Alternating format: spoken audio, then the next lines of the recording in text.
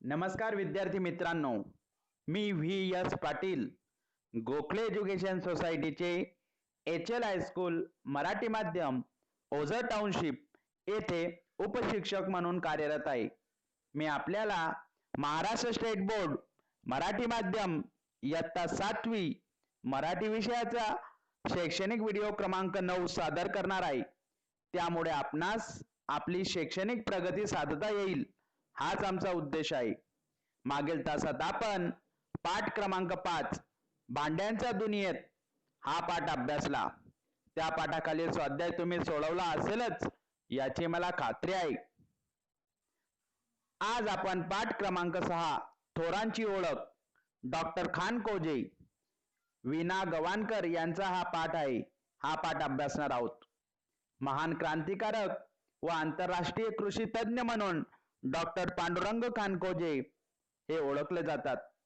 थोर क्रांतिकारक व आंतरराष्ट्रीय कीर्तीचे कृषी तज्ञ डॉक्टर खानकोजे यांच्या शेतीमधील प्रयोगांची उद्बोधक माहिती या पाठात दिलेली आहे. भारतामध्ये होऊन गेलेल्या थोर विभूतींची ओळख व त्यांच्या कार्याचे महत्त्व तरुण पिढीला कळावे हा हेतू या पाठाचा आहे.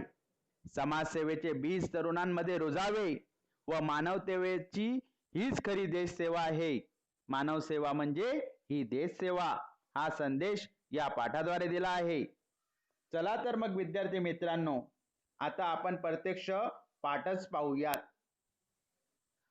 गदर क्रांतीचे प्रणेते ते मेक्सिको शेतीतले जादूगार असा प्रवास करणाऱ्या डॉक्टर पांडुरंग सदाशिव खानकोजे उर्फ भाऊ यांचं सारं आयुष्यच विस्मयकारी घटनांनी भरलेले आहे. गदर क्रांती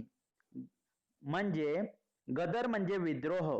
तत्कालीन युद्धजन्य परिस्थितीचा फायदा घेऊन केलेला ब्रिटिश विरोधी सशस्त्र उठाव म्हणजे गदर क्रांती होय. प्रणेते म्हणजे प्रेरणास्थान. मेक्सिको हे उत्तर अमेरिका खंडातील एक देशाचे नाव आहे. त्या देशामध्ये गदर क्रांतीपासून म्हणजे ब्रिटिशांविरुद्ध उठाव करण्यापासून तर उत्तर अमेरिका खंडातील एका देशापर्यंत असा प्रवास करणारे म्हणजे डॉक्टर पांडुरंग सदाशिव खानकोजे यांचे दुसरं नाव होतं भाऊ. त्यांना भाऊ असेही म्हणत. यांचं आयुष्य जर आपण बघितलं तर अत्यंत आश्चर्यकारक घटनांनी ते भरलेले आहे. तात्या आजोबांच्या मांडीवर बसून लहानगे भाऊ सतत स्वातंत्र्य लढ्याविषयीचा कथा ऐकत असत. ते त्यांच्या आजोबांच्या मांडीवर बसून लहानपणापासूनच स्वातंत्र्य लढ्याविषयीच्या गोष्टी ते ऐकत होते.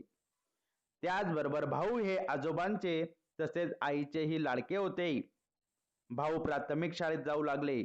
मुलाचं जसं सुरुवातीचं शिक्षण असतं प्राथमिक, त्या प्राथमिक शाळेत जाऊ लागले तसे त्यांचे मित्र मंडळीही वाढू लागले. भाऊ व त्यांच्या साऱ्या मित्रांची माडीवरच्या खोलीत बंद दाराआड बसून काहीतरी खलबत चालायची. खलबत चालणे म्हणजे दीर्घकाळपर्यंत चर्चा चालणे.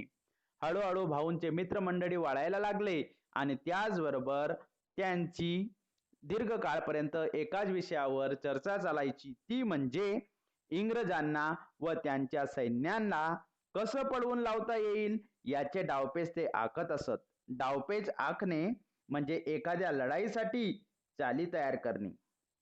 इंग्रजांना आपल्या भारतातून कसं हाकलून लावता येईल. इंग्रजांनी आपल्या भारतावर 150 वर्ष राज्य केले. आपल्या लोकांवर अतिशय त्यांचे शोषण केले. त्यांच्याकडून 24-24 तास काम करून घेतले. त्यामुळे भाऊंना इंग्रजांविरुद्ध प्रचंड असा त्यांच्या मनात तीव्र नाराजी होती. त्यामुळे त्यांना आपल्या देशातून कसे हाकलून लावता येईल याचे डावपेच ते आपल्या मित्रांबरोबर आखत.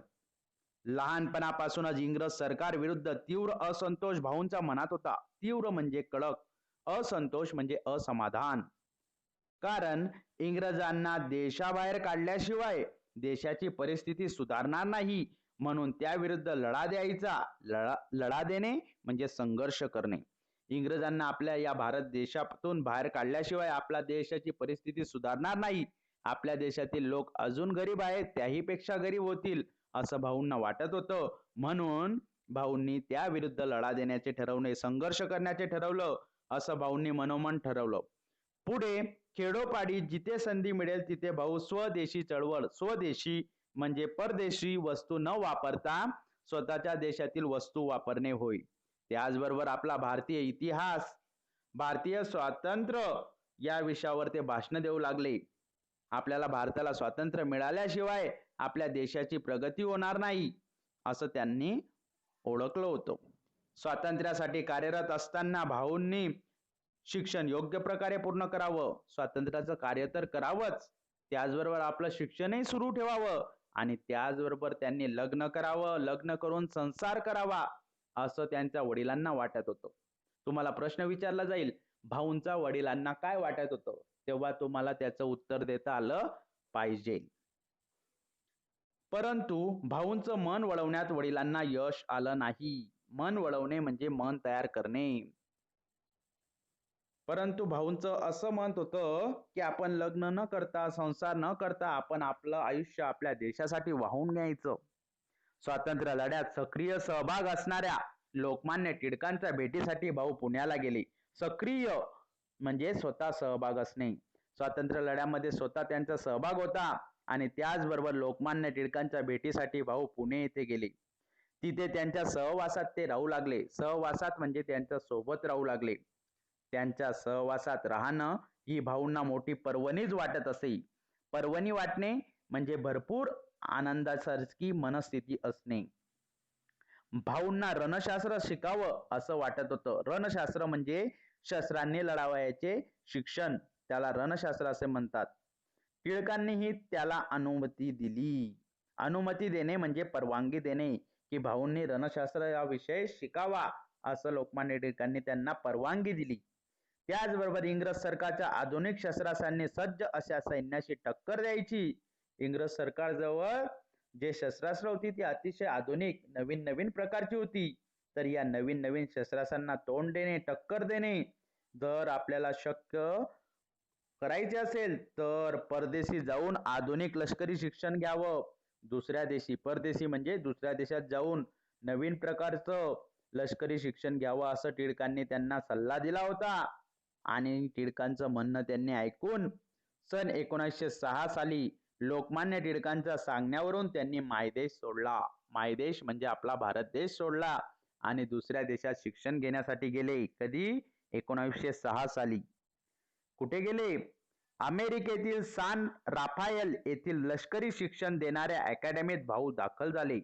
अमेरिकेमध्ये एक लष्करी शिक्षण देणारं एक संस्था होती. अकॅडमी म्हणजे जेथे त्या व्यक्तीचा सर्वांगपूर्ण शिक्षण देणारी प्रणाली असतो, जिथे विद्यार्थ्याचा, त्या मुलाचा सर्वांगीण विकास केला जातो, त्याला आपण काय म्हणतो? अकॅडमी. आणि तेथे लष्करी शिक्षण देणाऱ्या अकॅडमीमध्ये भाऊ दाखल झाले.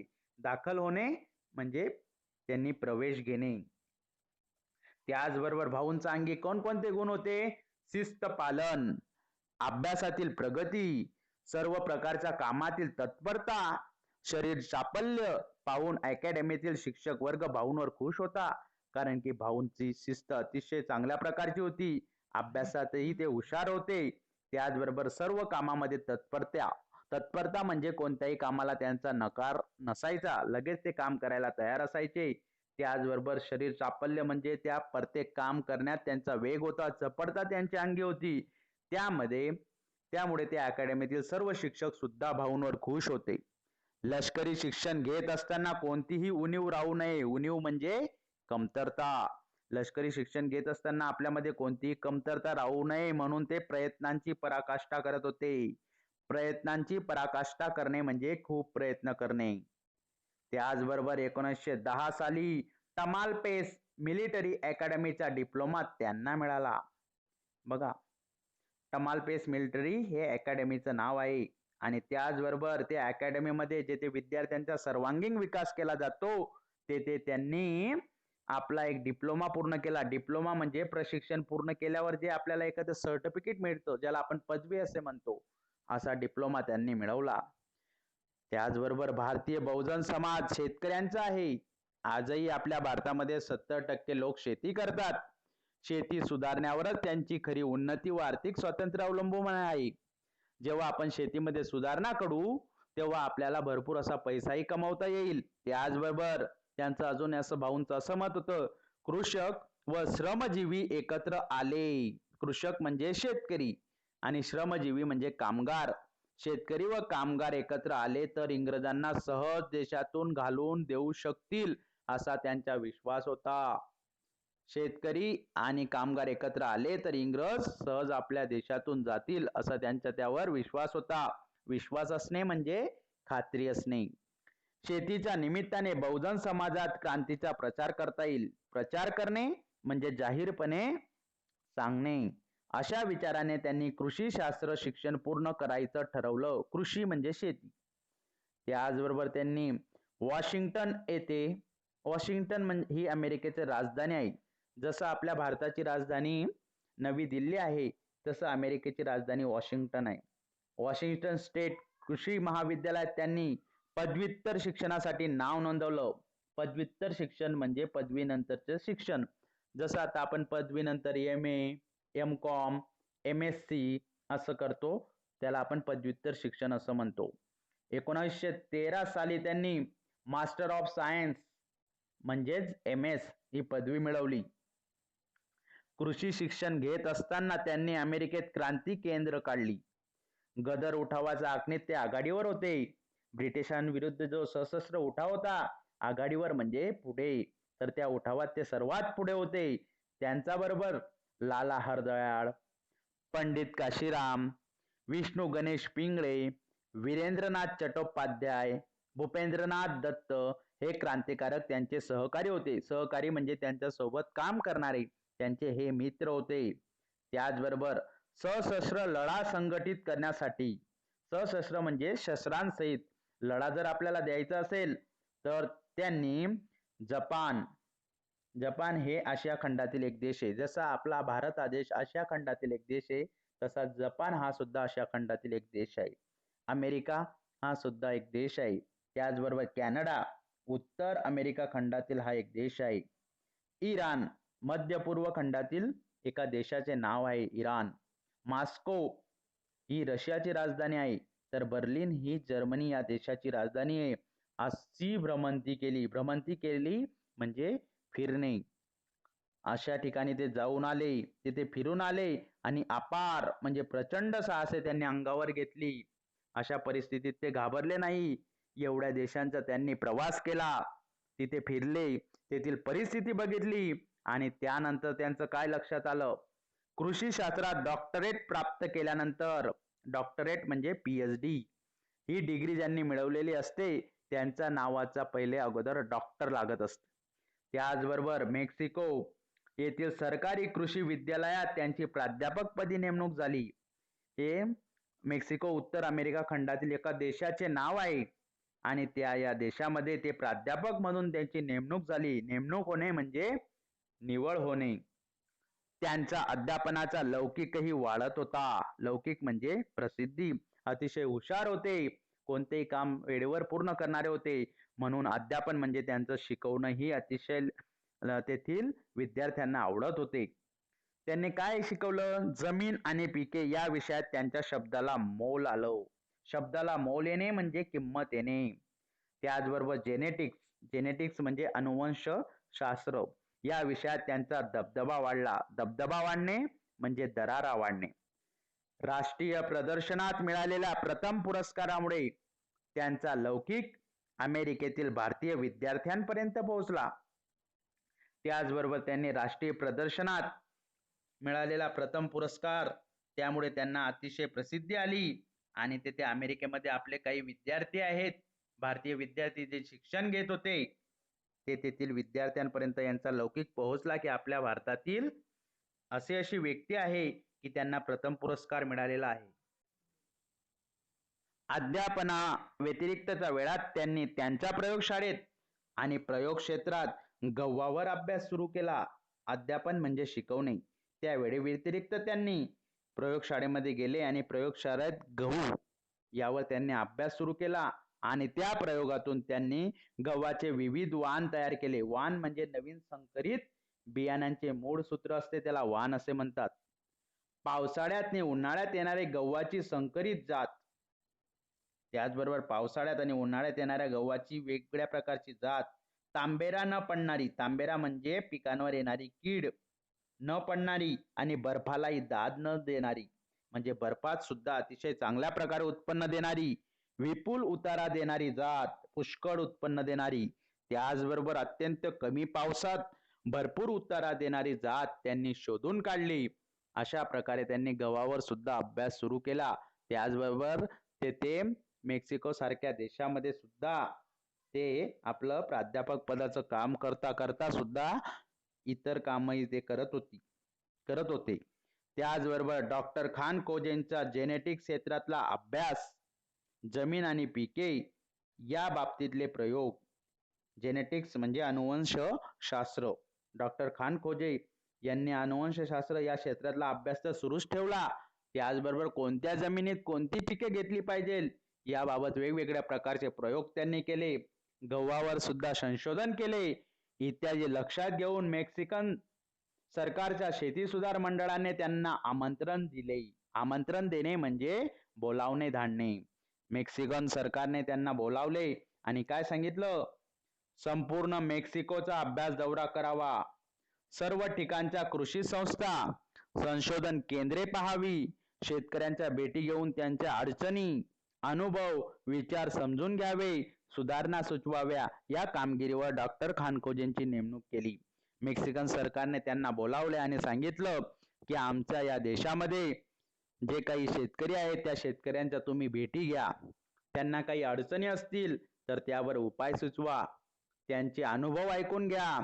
त्यांचे विचार समजून घ्या आणि त्यामध्ये त्यांचं काही चुकत असेल तर त्यामध्ये त्यांना सुधारणा सुचवा.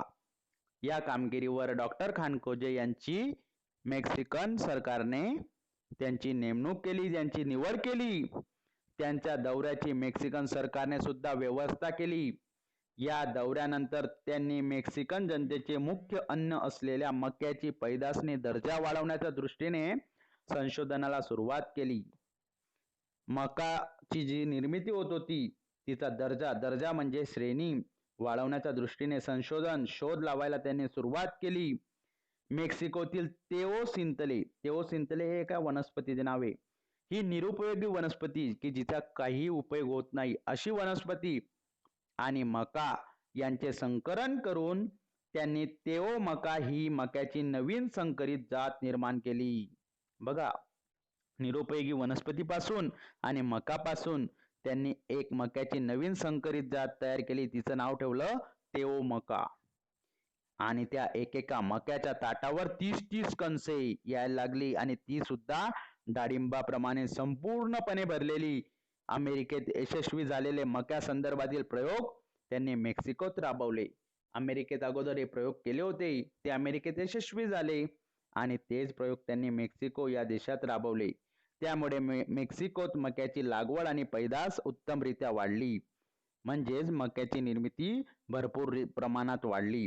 मेक्सिकन सरकारने 1930 सालचा राष्ट्रीय दृष्ट्या महत्वाचा ठरणारा आणि संशोधनासाठी असणारा पुरस्कार देऊन डॉक्टर खानकोजेंचा गौरव केला. गौरव करणे म्हणजे सन्मान करणे. 1930 साली त्यांनी काय केला? यांना संशोधनासाठी असणारा आणि त्याचबरोबर राष्ट्रीय दृष्ट्या अतिशय महत्वाचा पुरस्कार डॉक्टर खानकोजे यांना दिला. कोणतंही आपण चांगलं काम केलं की त्याचं आपल्याला काही ना काही मिळत असतं. त्याचप्रमाणे त्यांच्या कामाचा त्यांनी गौरव केलेला आहे. त्याचबरोबर गहू, मक्यानंतर त्यांनी तूर, चवळी यांचे विविध वाण तयार केले. वाण म्हणजे नवीन संकरित बियाणे तयार केले. सोयाबीनची लागवड करण्यास शेतकऱ्यांना प्रोत्साहित केले. प्रोत्साहित करणे म्हणजे उत्तेजन देणे. त्यांनी शेवग्यावरही संशोधन केले. शेवगा एक शेंगा असलेली वनस्पती असते, त्याचं झाड असतं. त्यावर त्यांनी विविध प्रकारचे संशोधन केले. शेवग्याचा पाला, मुळ्या, शेंगातील बिया आणि त्या बियांपासून मिळणारे सुगंधी तेल यांचे महत्व विशद करणारी एक पुस्तिका प्रकाशित करून सामान्य शेतकऱ्यांपर्यंत पोहोचवली. महत्व विशद करणे म्हणजे महत्व समजावून सांगणे. शेवगाचा पाला, त्याचबरोबर तेथील मुळ्या, शेंगामध्ये असणाऱ्या त्या छोट्या छोट्या बिया आणि त्या बियांपासून एक कसे तेल तयार केले जाते याचं महत्व सांगणारं एक पुस्तकच त्यांनी स्वतः प्रकाशित केलं आणि ते सामान्यातल्या सामान्य म्हणजे गरीबातल्या गरीब शेतकऱ्यांपर्यंत ते पुस्तक पोहोचवलं. ते पुस्तक वाचून अनेक शेतकरी आपल्या शेतात विविध प्रकारचे प्रयोग करू शकतील म्हणून त्यांनी पुस्तक प्रकाशित केले आणि शेतकऱ्यांपर्यंत पोहोचवलं. असंच अपार देशप्रेम असणारा एक क्रांतिकारक शेतकऱ्यांविषयी कळकळ असणे म्हणजे तळमळ असणारा एक कृषी तज्ञ म्हणजेच डॉक्टर पांडुरंग खानकोजे होय. या पाठामध्ये आपल्याला वीणा गवाणकर यांनी असं सांगितलेलं आहे की थोर क्रांतिकारक व आंतरराष्ट्रीय कीर्तीचे कृषी तज्ञ म्हणजेच डॉक्टर खानकोजे यांनी शेतीमधील प्रयोगांची उद्बोधक माहिती आपण या पाठात बघितलेली आहे. भारतामध्ये होऊन गेलेल्या थोर विभूतींची ओळख, त्यांच्या कार्याचे महत्त्व तुम्हा सर्व तरुण पिढीला व्हावे, हाच या पाठाचा उद्देश आहे.